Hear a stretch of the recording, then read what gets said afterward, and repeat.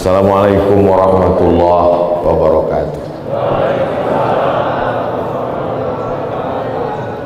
Alhamdulillah wassalatu wassalamu ala rasulillah wa ala alihi wa sahbihi wa man da'a bi da'watihi wa istanna bi sunnatihi ila yaumi liqa'i rabbih.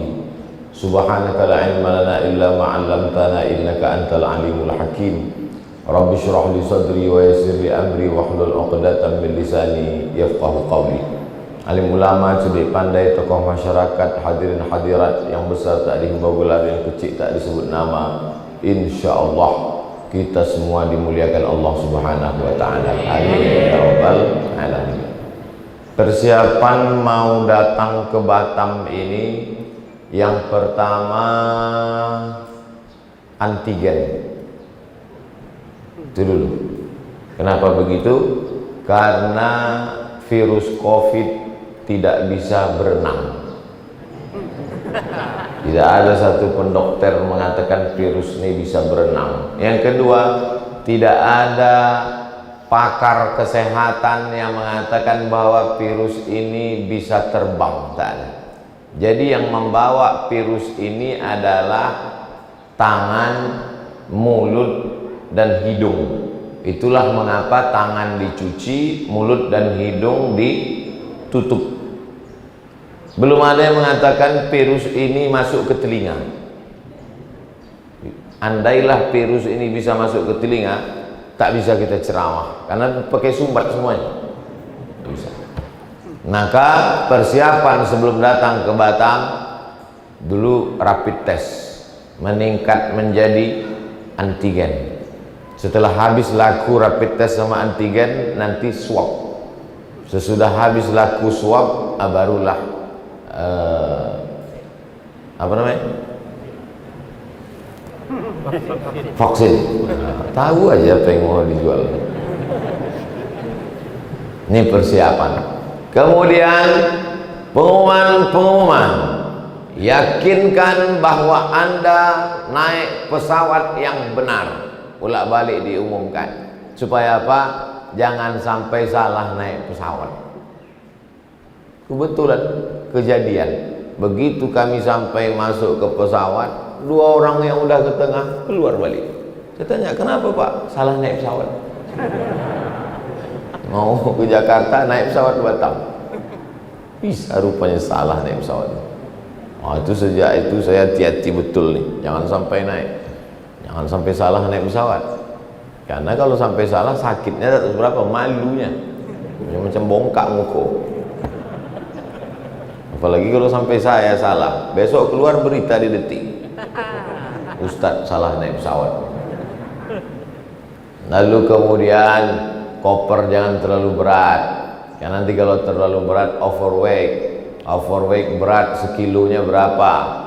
Lalu kemudian selama dalam pesawat itu hati-hati, jangan asik main-main handphone, nanti ditegur sama pramugari. Pak, bukan mau tahu dia Ustadz. Ustadz ditegurnya juga.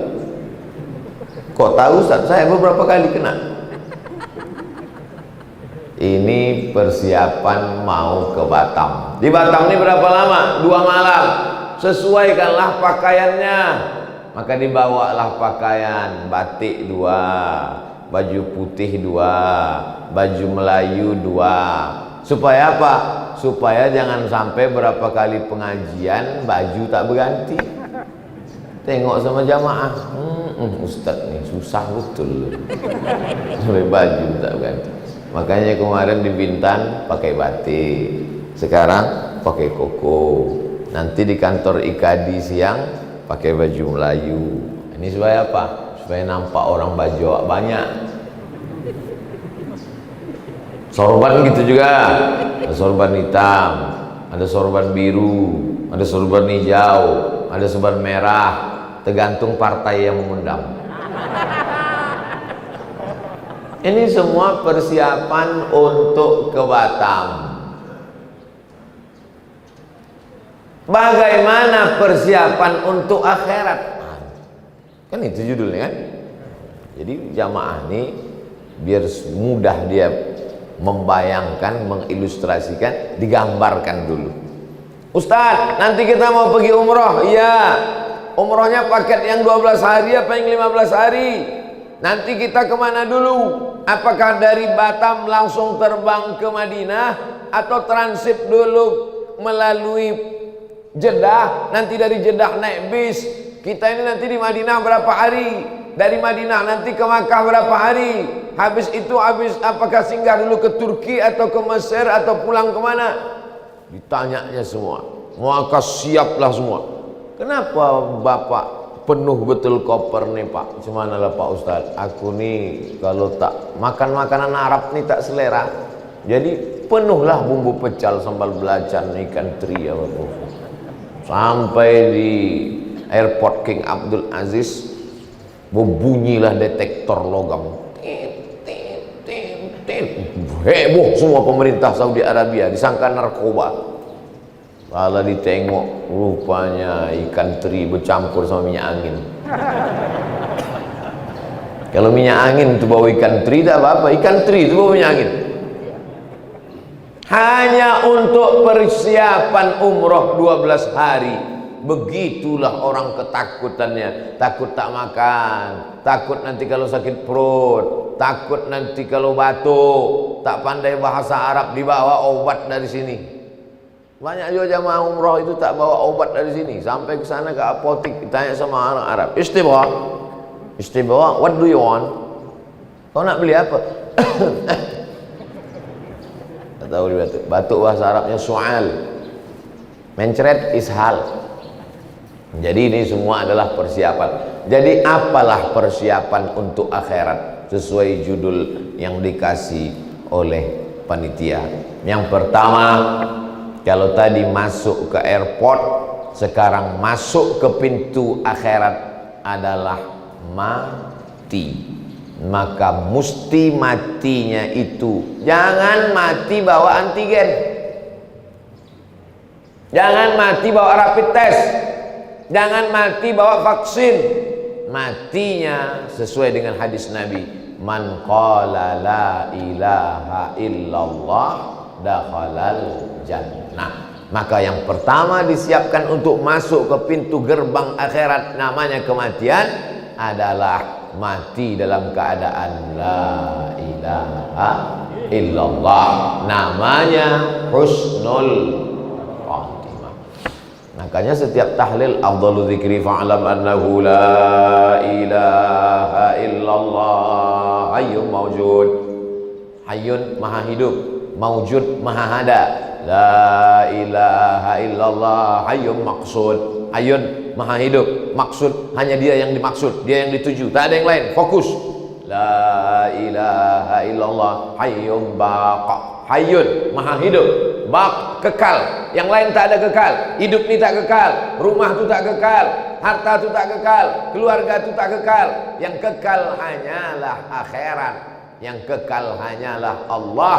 Akhirat itu pun akan musnah dan hilang. Pintu masuk pertama, tiketnya adalah la ilaha illallah. Setelah itu la ilaha illallah, la ilaha illallah, la ilaha illallah, la ilaha illallah Muhammadur Rasulullah sallallahu alaihi wasallam.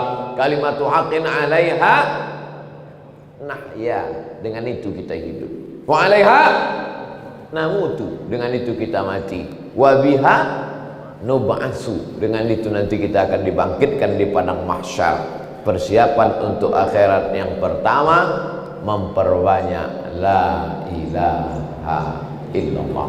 Saya yakin habis subuh tadi tak ada zikir la ilaha illallah, itu karena ada tausiah. Kalau tak ada tausiah, jangan sampai tinggalkan zikir la ilaha illallah selepas sembahyang tiap selesai sholat. Sesikit-sikitnya 40 kali. 1, 2, 3, 4, 5, 6, 7, 8, 9, 10, 11, 12, 13, 14, 15, 16, 17, 18, 19, 20. Sekali genggam 20, 2 kali genggam 40. La ilaha illallah, la ilaha illallah, la ilaha illallah, la ilaha illallah, la ilaha illallah, la ilaha illallah, la ilaha illallah, la ilaha illallah, la ilaha illallah, la ilaha illallah, la ilaha illallah, la ilaha illallah, la ilaha illallah, la ilaha illallah, la ilaha illallah, illallah, la ilaha illallah, la ilaha illallah, la ilaha illallah. 40 angka kesempurnaan. Bisa 100 5 kali genggam yang tak membawa tasbih. Tasbih ada, cuman tersangkut di kaca spion. Motor itulah yang husnul khatimah. Awak su'ul khatimah. Telinga ini mesti sering mendengar la ilaha illallah. Kenapa? Karena dia kalau selalu mendengar selalu terngiang. Apa yang selalu didengar itulah yang selalu terngiang. Kalau selalu mendengar la ilaha illallah waktu mau tidur malam, pas mau tidur malam antara kata orang tidur ayam, antara tidur dan jaga itu mau dia terngiang la ilaha illallah, la ilaha illallah, la ilaha illallah, la ilaha, mau terngiang. Bapak kalau ibu kalau banyak zikir tuh mengigau pun mau dia, mau tidur malam terngiang. Tapi banyak orang sekarang terngiang TikTok. Itu yang selalu datang. Berapa kali kita dengar la ilaha illallah? Asyhadu an la ilaha illallah. Maka dijawabnya asyhadu an la ilaha illallah. 2 kali azan subuh. Habis itu qomat. Allahu akbar, Allahu akbar. Asyhadu an la ilaha illallah. 3 kali. Tahiyatul masjid. At-tahiyatul wabarakatuh sallallahu alaihi assalamu alayka ayyuhan nabiy wa rahmatullahi wa barakatuh. Assalamu alayna wa ala ibadillahi shalihin. Asyhadu an la ilaha illallah. 4 kali. Qabliyah subuh. Asyhadu an la ilaha illallah. Pas Allah tu terunjuk naik ke atas. Asyhadu an la ilaha illallah. Mazhab Syafi'i. 5 kali salat subuh. 6 kali salat sunat isyraq. Matahari terbit jam 6. Jam 6:12 habis waktu terlarang. 12 menit baru salat sunat isyraq. 6 kali. Salat duha 7 kali. Salat qabliyah zuhur 4 rakaat, salat zuhur, ba'diyah zuhur, tasyahud awal, tasyahud akhir, qabliyah asar, salat asar, tasyahud awal, tasyahud akhir, qabliyah maghrib, salat maghrib, ba'diyah maghrib, tasyahud awal, tasyahud akhir, qabliyah isya, salat isya, ba'diyah isya, tasyahud awal, tasyahud akhir, bangun malam, salat sunat wudu, salat sunat taubat, salat sunat hajat, salat sunat tahajud, salat sunat witir. Berapa kali itu Pak Ustaz? Hitunglah. Takkan aku juga ngitung lagi. Jadi apalah guna banyak-banyak syahadat itu? Supaya lulus tiket pertama mati dalam keadaan la ilaha illallah. Laqinu mautakum, talkinkan ke telinga orang yang mau mati itu. Hadis sahih. Laqinu, talkinkan. Talkin ada 2. Talqin sebelum mati, talqin sesudah mati. Dua-duanya sahih. Talqin sebelum mati, waktu sakratul maut dibisikkan ke telinga sebelah kanan, la ilaha illallah. Kalau dia banyak berzikir la ilaha illallah, afdhalul zikri fa'lam annahu la ilaha illallah, insyaallah mudah.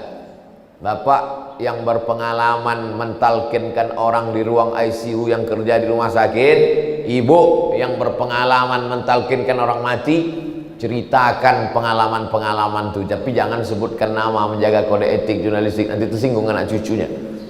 Gimana pengalaman ibu waktu mentalkinkan? Oh, waktu mentalkinkan bini Pak Anu tuh payah betul. Yang mana tuh? Itu yang suka arisan nasi, mengambil duit orang. Sakitlah hati dia. Tak boleh sebut nama. Cerita pengalaman hanya supaya orang takut mati su'ul khatimah. Dari pintu awalnya udah salah, bagaimana? Maka na'udzubillah. La ilaha illallah. Berapa harga emas sekarang? Na'udzubillah. Maka ini pintu yang pertama. Mudah-mudahan kita ini semua mati dalam keadaan la ilaha illallah. Rasa-rasanya hampir tak pernah saya tinggalkan doa dalam pengajian. Allahumma ja'al akhira kalamina inda intihai ajalina qawla la ilaha illallah. Allahumma ja'al, ya Allah jadikanlah akhira kalamina, akhir kalam kami, inda intihai ajalina, ketika ajal kami sampai, qawla la, tidak mesti bahasa Arab. Yang tak pandai bahasa Arab tak usah pakai bahasa Arab, pakai bahasa kita aja. Ya Allah, jadikanlah akhir kalam aku waktu ajalku sampai, malaikat maut datang mencabut nyawaku, yang terakhir keluar dari mulutku la ilaha illallah. Pak Ustadz, jadi kalau ada orang mati tak sampai ke ujung la, tak boleh kita suuzon. Boleh jadi di mulutnya nampak tak sampai, tapi di hatinya sampai. Jangan nanti, ini perlu saya jelaskan. Saya takutnya bukan terjadi pada jamaah, ke saya jadinya. Gimana kau tengok? Datang ke waktu Ustaz Somad Sakratul Maut, datang aku menengok. Ini ada videonya aku simpan. Gimana? Tak sampai ke ujung. Baru lah, kan mati. Aku ragu aku Ustaz Somad itu masuk surga. Tak boleh. Ulkuru mahasina mautakum. Orang yang mati itu sebutkan yang baik-baiknya saja. Gimana sih Fulan itu selama kau kenal ada yang tak baik? Selama aku kenal satu pun tak ada yang tak baik. Maksudnya satu yang tak ada, beribu tak baik. Yang sebutkan. Karena kalau orang hidup masih sempat kita datang Idul Fitri minta maaf. Kalau orang mati kapan lagi kita minta maaf sama dia? Andai betul perbuatan itu tetap dosa, namanya dosa riba. Andai tak betul maka fitnah. Dua-dua. Andai betul yang kita cakapkan itu tetap berdosa, apa namanya? Riba. Andai tak betul, fitnah. Dua-dua tak ada betulnya. Maka ceritakan yang baik-baik aja. Gimana si Fulan kemarin waktu meninggal? Alhamdulillah, aku tengok bibirnya bergerak. Apa yang dicakapkannya? Rasa-rasanya macam bunyi la ilaha illallah. Entah tidaknya, kau pancing-pancing aku. Aku ini orangnya suka terpancing. Berat. Yang paling berat adalah memikul beras. Ringan bagi pasukan amal soleh. Yang paling berat adalah membangun masjid. Ringan bagi jamaah masjid. Masjid jami ringan. Yang paling berat itu apa? Mengucapkan la ilaha illallah waktu sakaratul maut. Tapi Allah tahu bahwa kau berat mengucapkan ini. Ku kasih kalimat yang bibirmu tak perlu bergerak. La ilaha illallah. Tak bergerak bibir. Mengucapkan nama Abdul Somad bergerak. Abdul Somad. Cobalah sebutkan Abdul Somad, bibir tak usah bergerak.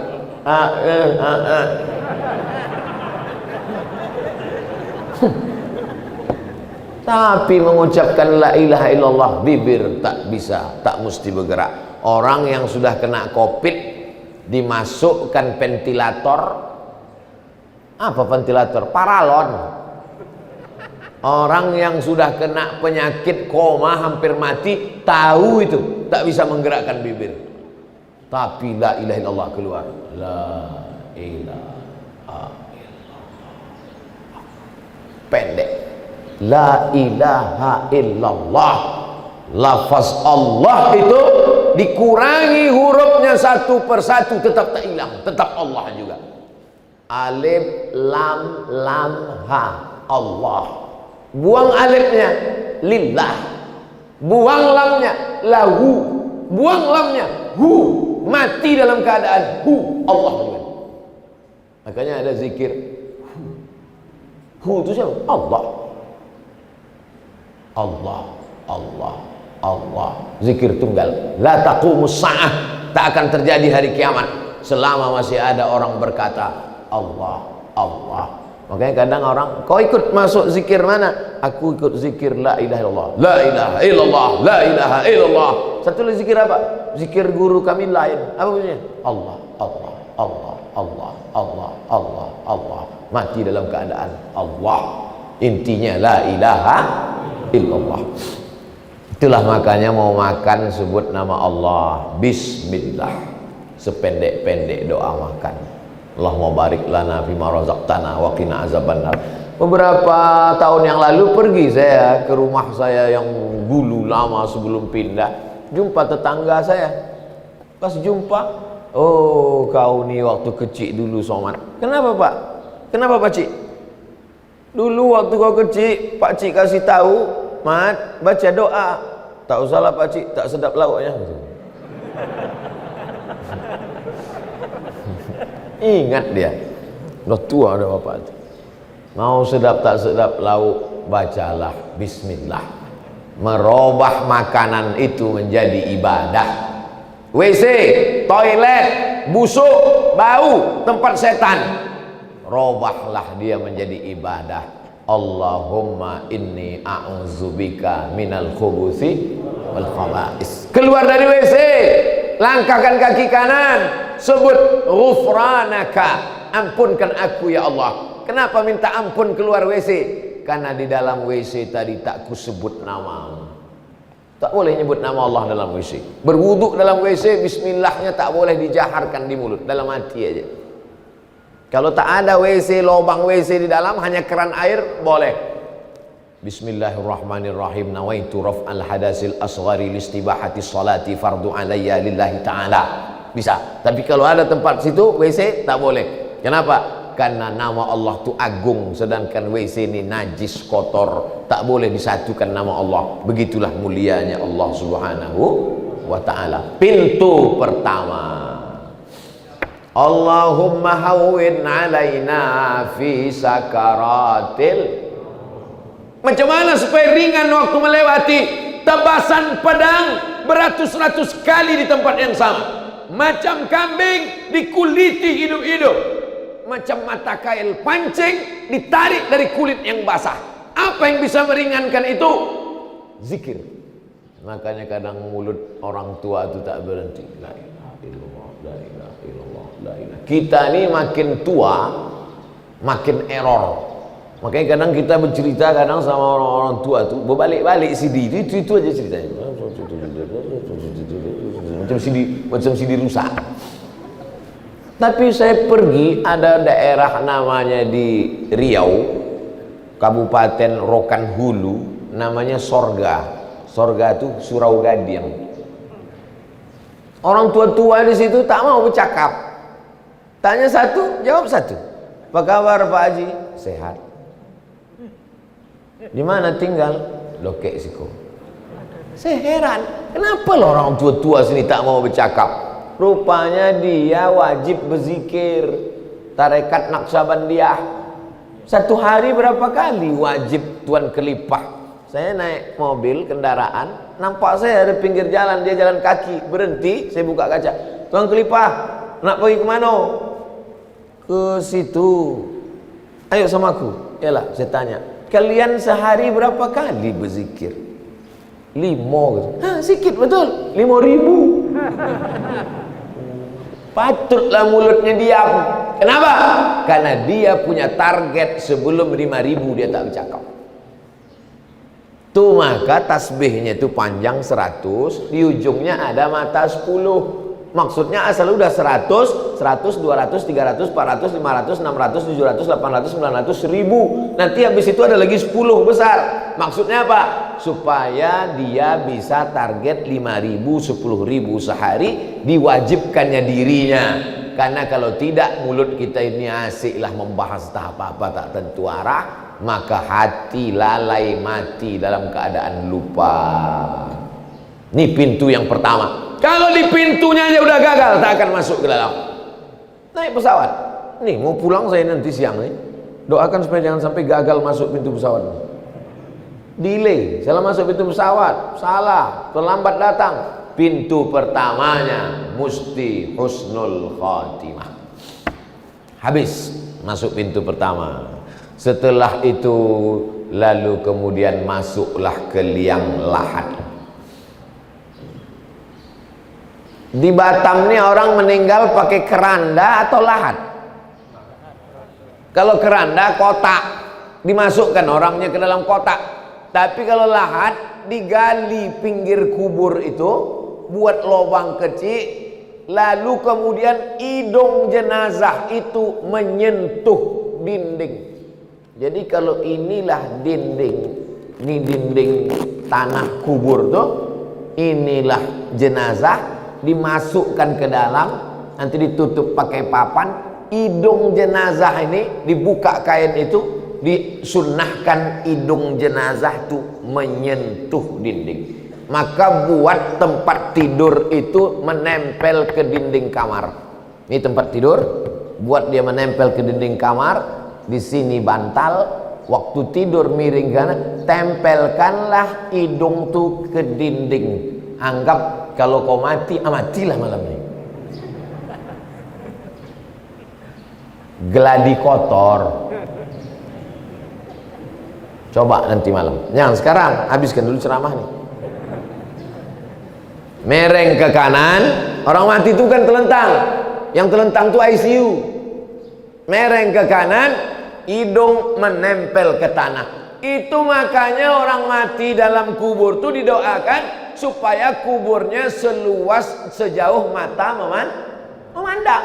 Kenapalah orang mati itu didoakan supaya matanya sejauh mata memandang? Karena hidungnya menempel ke tanah. Kalau hidung menempel ke tanah, apa nampak? Didoakan supaya matanya sejauh mata memandang. Jadikanlah kuburnya ya Allah seluas sejauh mata memandang, tak berbatas. Kaki tukang gali kubur itu mengukur kubur itu tidak pakai meteran, pakai buluh, pakai bambu. Kenapa tak pakai meteran? Supaya penggali kubur tidak dipersalahkan oleh keluarga. Nanti waktu dikubur tiba-tiba lubang itu menyempit. Sudah diukur tinggi badan, panjang tubuh 175 cm. Digali 175, pas mau dimakamkan bertekuk lutut tuh, memendek lubang. Disalahkan tukang gali. Salah kamu ini. Tidak, aku tak salah. Aku ngukurnya bukan pakai meteran. Nih buluh. Buluh mana bisa dipotong?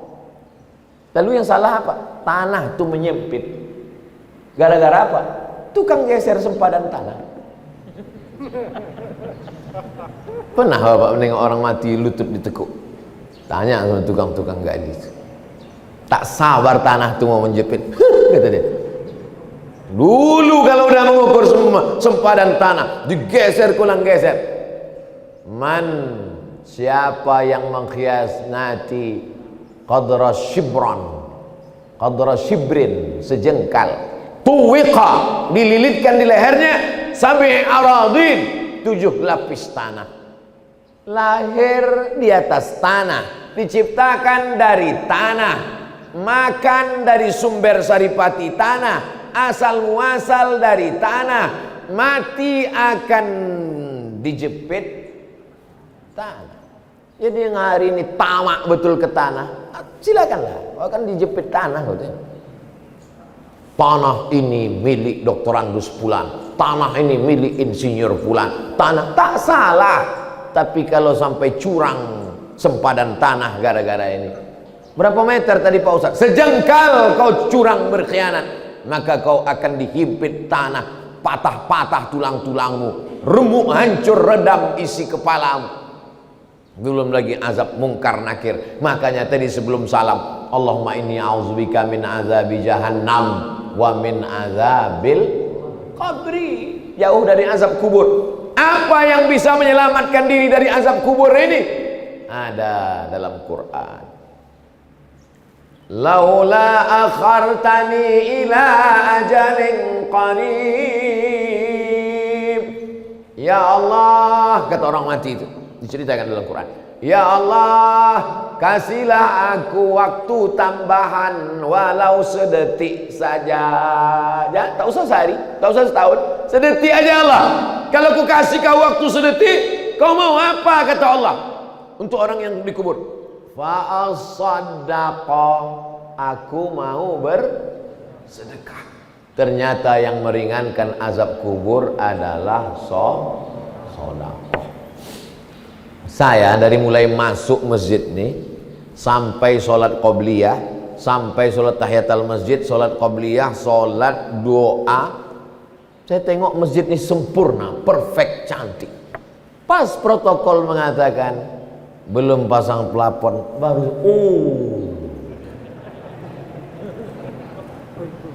Jadi kalau ada jamaah di masjid ini tak mau mandang ke atas ke bawah, itu memang takut keluar duit itu. Jadi masuk ke masjid ini mesti kita pandang ke atas. Orang kalau pelit, bakhil, medit, kedekut, ini menengok begini sakit jantung dia. Apa lagi nih? Gitu. Tapi kalau orang mau selamat dari azab kubur, dianggapnya inilah tiket yang akan menyelamatkan dia dari azab kubur. Berapa banyak jamaah masjid jami ini yang sudah mati, mereka mau minta hidup lagi dan mau memasang plafon. Tapi tak bisa, kirim SMS tak bisa, WhatsApp tak sampai, tak bisa. Tapi Allah kasih tahu di Quran, laula akhartani ila ajalin qarib, kasihlah aku waktu ya Allah, aku mau hidup lagi di Batam ya Allah, aku mau hidup lagi ke masjid Jami ya Allah. Kau kalau kuhidupkan kau mau sholat? Tidak. Terus mau apa? Fa'asoddaqo, mau bersedekah, memasang pelapon ya Allah dengan merek termahal. Apa mau dikata? Dulu rumahnya dipasang pelapon sampai 3 lapis, sampai cicak-cicak tuh bingung mau bersandar di mana. 3 lapis pelapon tuh, pelapon ini, petik lampu pertama, hijau, pelempik ini, merah, pelapon ini, mati, tinggal pelapon tuh. Pelapon ini juga lah yang menolong di dalam kubur. Jangan lupa kirim ke nomor rekening berikut ini, Masjid Jami. Aku udah kasih tahu dah. Kalau tak selesai juga pas datang nanti bulan Agustus entahlah. Memang tanda kena azab kubur lah jemaah. Bapak Ibu yang dimuliakan Allah, Ibu kalau tak mau bersedekah sekarang asik juga membeli cincin, membeli gelang, membeli subang, membeli anting, membeli rantai, gelang tangan, gelang kaki, gelang leher, silakan, aku tak melarang. Tapi kalau kau mati, emas kau tuh pergi kemana? Habis diambil bapak tuh untuk kawin lagi. Emang ibu ketawa sekarang, tapi dari dalam perjalanan balik nanti betul juga kata Ustaz. Patutlah mata abang ni tajam menengok gelang-gelangku ni selama ini. Aku bukan mau memprovokasi, Bu. Ini kenyataan, Bu. Maka juallah 1-2 cincin itu, belikan ke pelapon. Selamat ibu dari azab kubur.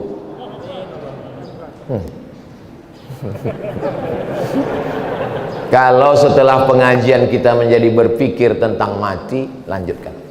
Tapi kalau sesudah pengajian tak ada berefek apa-apa, carilah pengajian yang kira-kira mengurangi syahwat-syahwat dunia kita ini.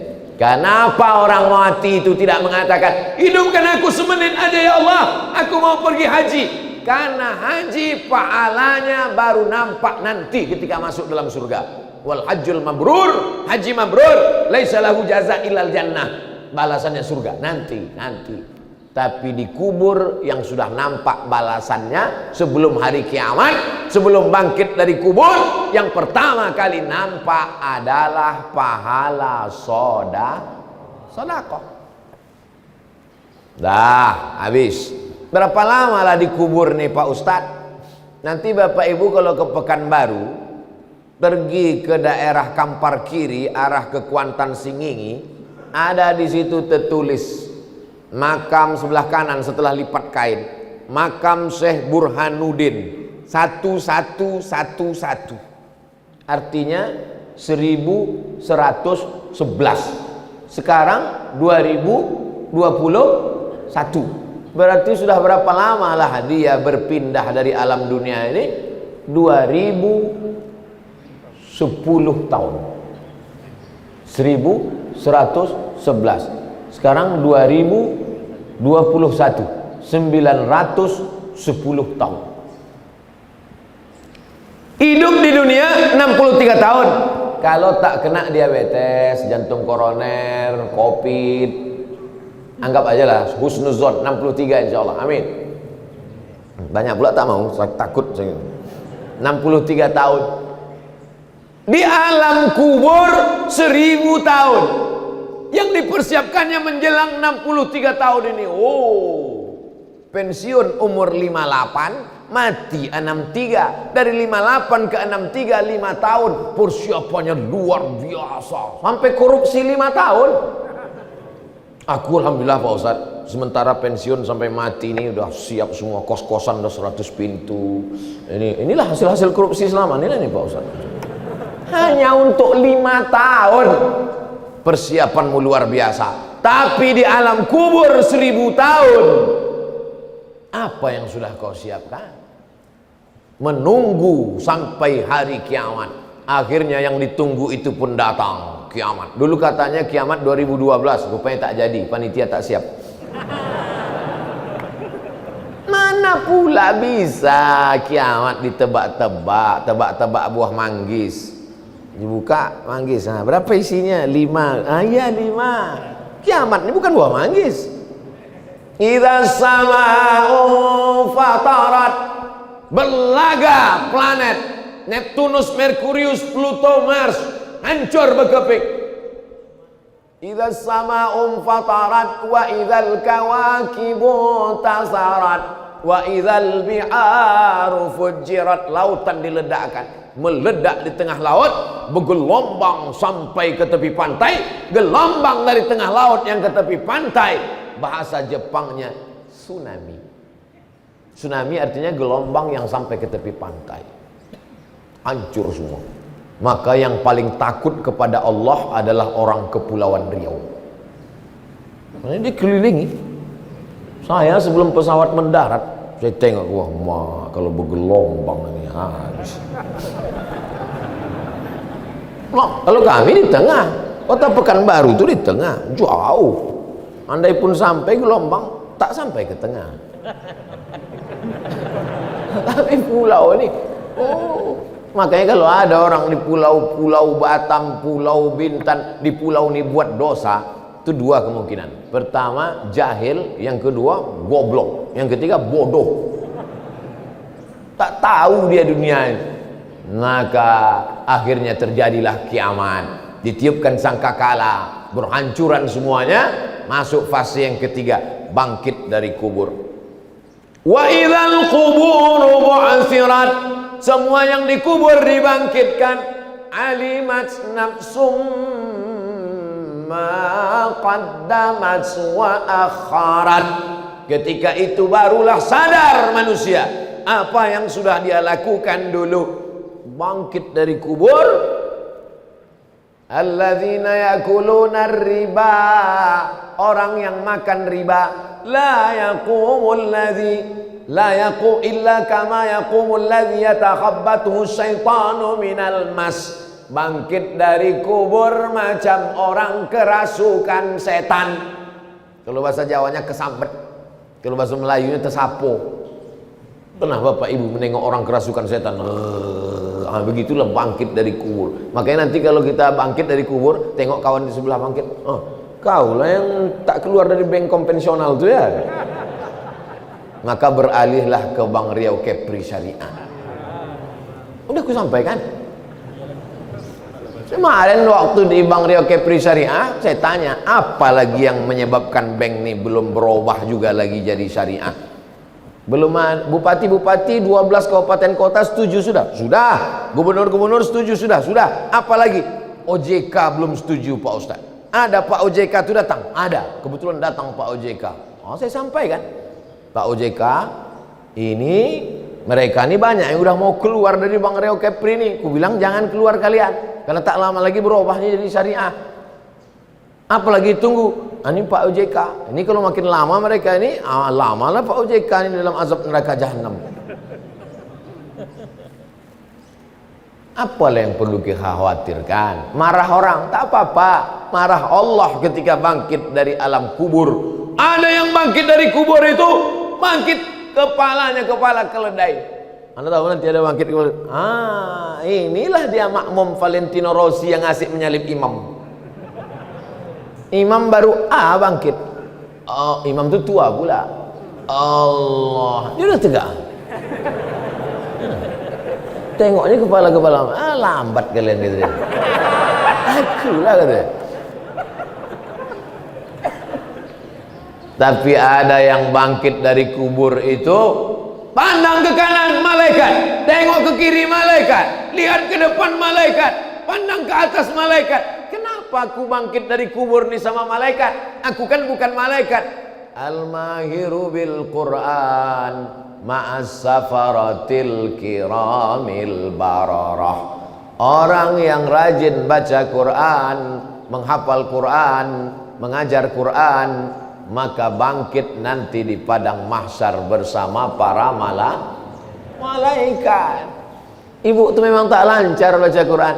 Yasin wal Qur'anil Hakim innaka laminal mursalin. Malam Jumat baca Al-Kahfi, dari maghrib ke isya TV mati, handphone mati, 45 menit baca Quran maghrib mengaji. Insya Allah masyarakat Batam majelis masjid jami nanti pada pasti yang ketiga bangkit di alam barzah bersama para malaikat insya Allah. Untuk sementara ini gak usah lu takbir, keluarkan aja lu duit untuk pelapon. Saya tak semangat, saya tak semangat itu. Itu maka dari tadi saya tak terlalu mandang ke atas, asal nengok atas susah hati. Mengingatkan aja. 3. Pintu masuk sakratul maut, alam barzah, sekarang bangkit dari kubur. Cemana supaya persiapan? Mantap judul pengajian masjid ini ya. Persiapan untuk akhirat. Supaya selamat di alam barzah, banyak-banyak baca Quran. Dulu orang Melayu, anak laki-laki sudah khatam Quran sebelum bersunat. La ilaha illallah wallahu akbar bismillahirrahmanirrahim wadduha. Rata-rata sebelum bersunat sudah khatam Quran. Kalau anak perempuan khatam Qurannya malam pertama malam merisik, malam kedua malam berinai, malam ketiga malam khatam Quran, malam keempat malam akad, malam kelima keenam ketujuh, 3 malam 3 hari 3 malam pesta besar.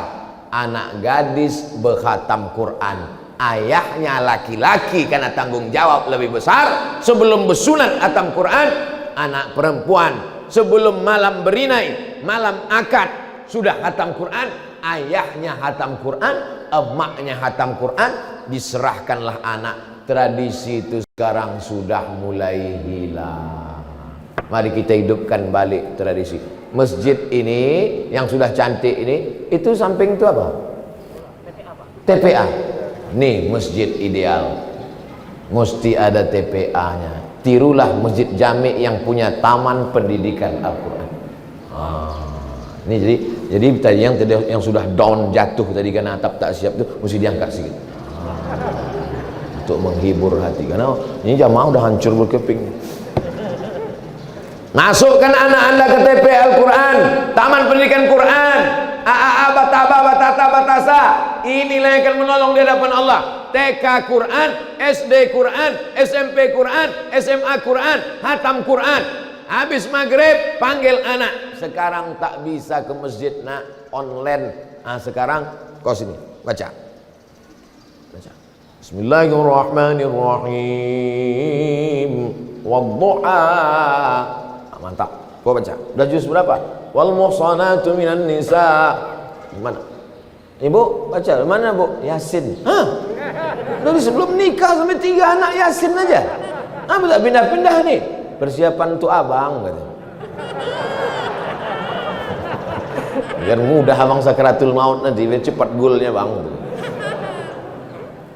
Nah, habis ketiga, lalu yang keempat, hisab. Hisab. Dulu nenek-nenek kita matematik itu nama istilahnya ilmul hisab, matematik, hitung-hitung amal. Maka dihisablah amal ini. Iqra kitabak. Fase yang keempat, Baca buku catatan amal. Kafa binafsikal yauma 'alaika hasiba. Cukuplah buku catatan amalmu itu yang akan menghisap, menghitung segala perbuatanmu.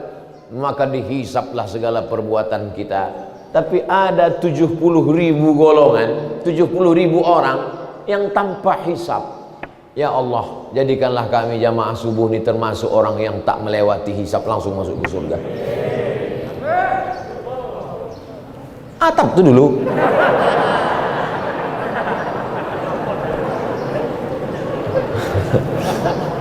Memang saya kalau udah berdoa tentang selamat dari hisap nih, rasa-rasa jauh panggang dari api. Tapi tak boleh kita putus harap. Tetap saya kalau berdoa minta surga Jannatul Firdaus, sampai tak amalku ke situ.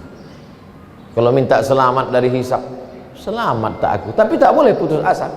Maka kita minta fase yang keempat, supaya selamat dari hisap ini, jangan aniaya orang.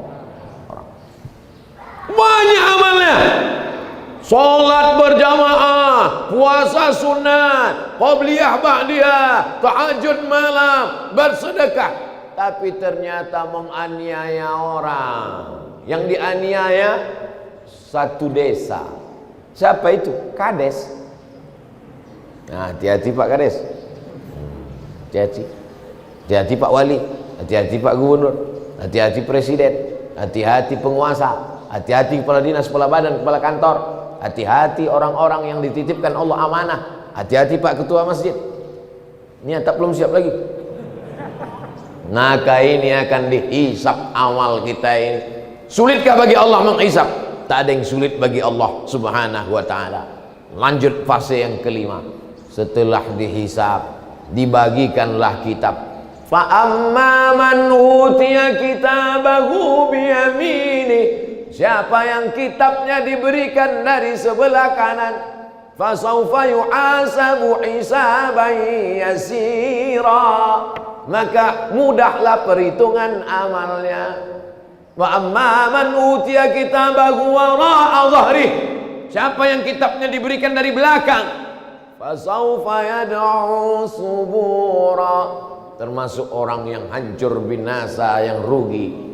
Jadi belum kita buka kitab itu, buku catatan amal, print out itu, sudah tahu. Kita kalau mau belanja tak percaya, kok mahal kali Pak, ini print outnya.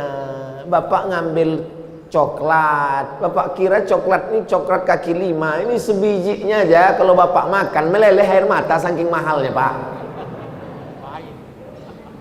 Kadang saya kalau pergi belanja di beberapa tempat itu dikasih tahu sama yang jual, Pak, ini satunya 90.000.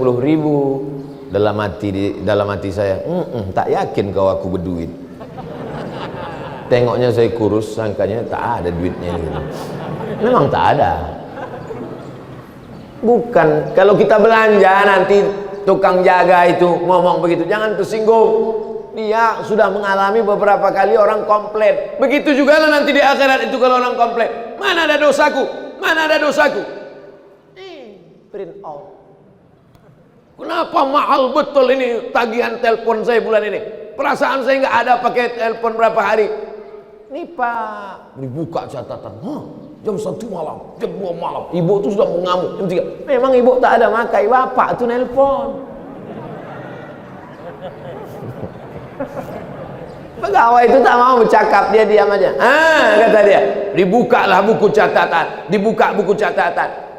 Apa kata orang yang membuka buku catatan itu? Kata dia, mali hadzal kitab, mengapalah buku catatan amalku ini, la yughadiru saghiratan, la yughadiru saghiratan, yang kecil-kecil, wala kabiratan, yang besar-besar, illa ahsaha, yang kecil-kecil ada di situ.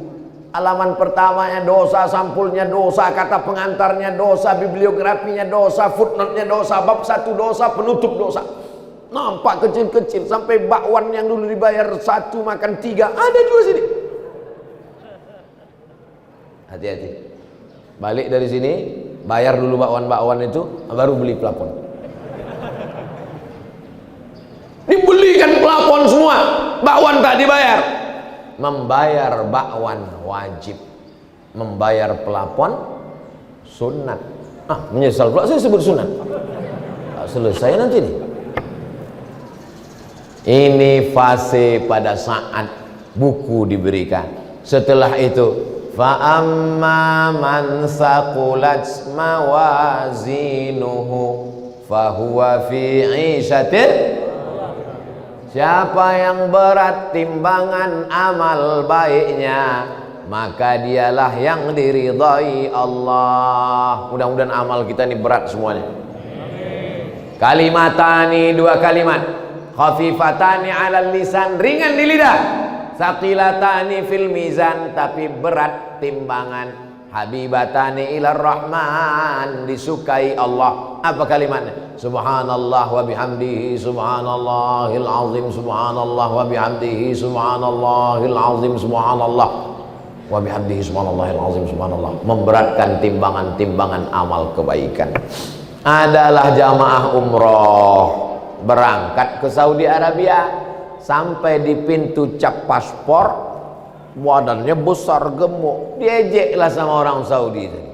Apa ente ini badan besar, jarang olahraga, makan banyak, itu ini, kata dia. Orang Indonesia ini cerdas, kata dia. Dibacakannya ayat, fa amma man saqulat mawazinuhu fa huwa fi 'ishatir radiyah. Siapa yang berat timbangannya, itulah yang diridhoi Allah.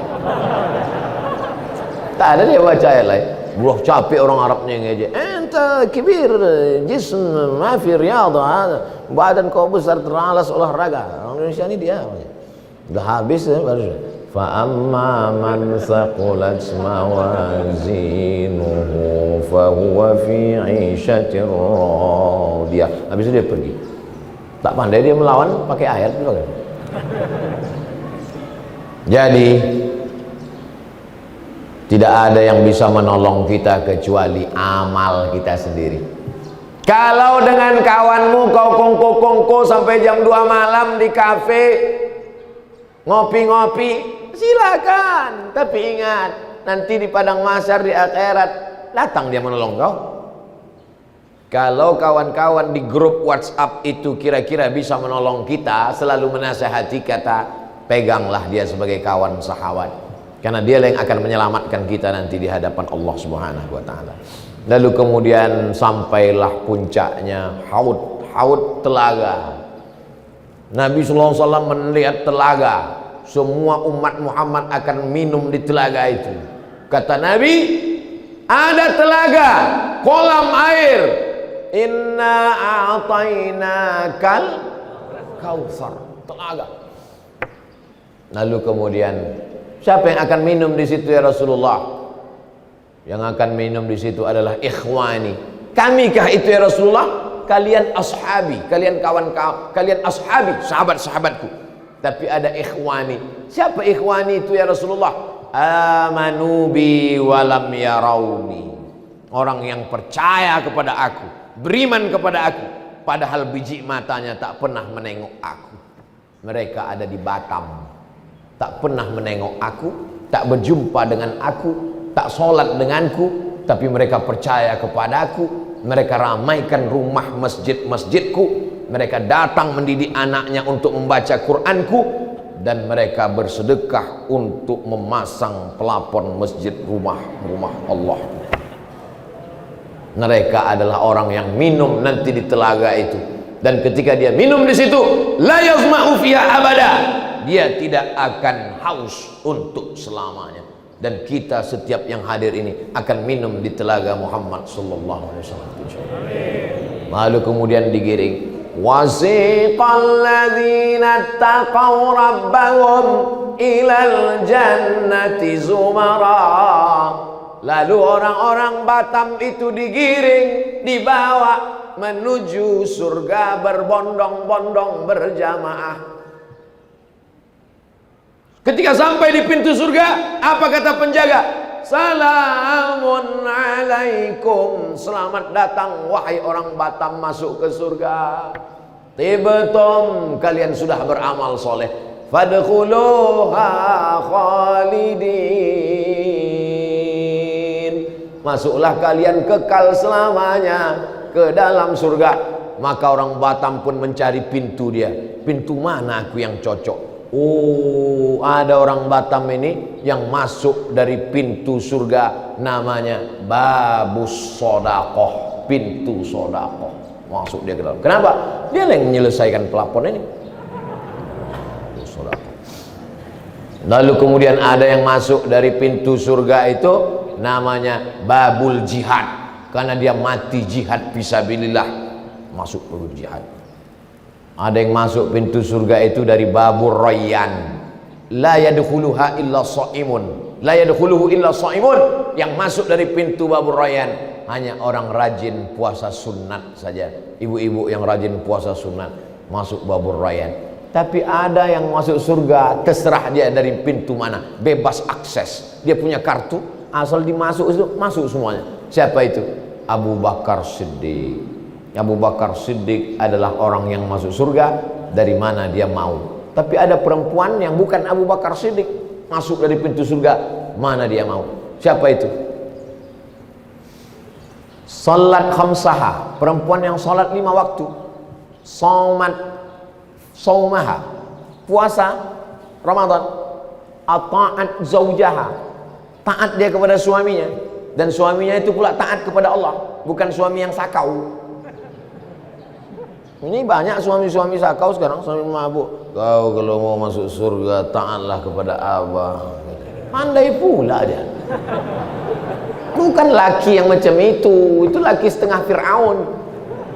Laki yang soleh, bu, taat ibu kepada dia, ibu berbuat baik kepada dia. Maka kata Allah, hai perempuan-perempuan, masuklah kalian ke dalam surga dari pintu mana yang kalian kehendaki. Maka ibu-ibu ini semuanya masuk surga insyaallah. Amin. Rabbana atina fid dunya hasanah wa fil akhirati hasanah wa qina azabannar. Masuk ke dalam surga. Terkejutlah orang Batam menengok surga. Kenapa?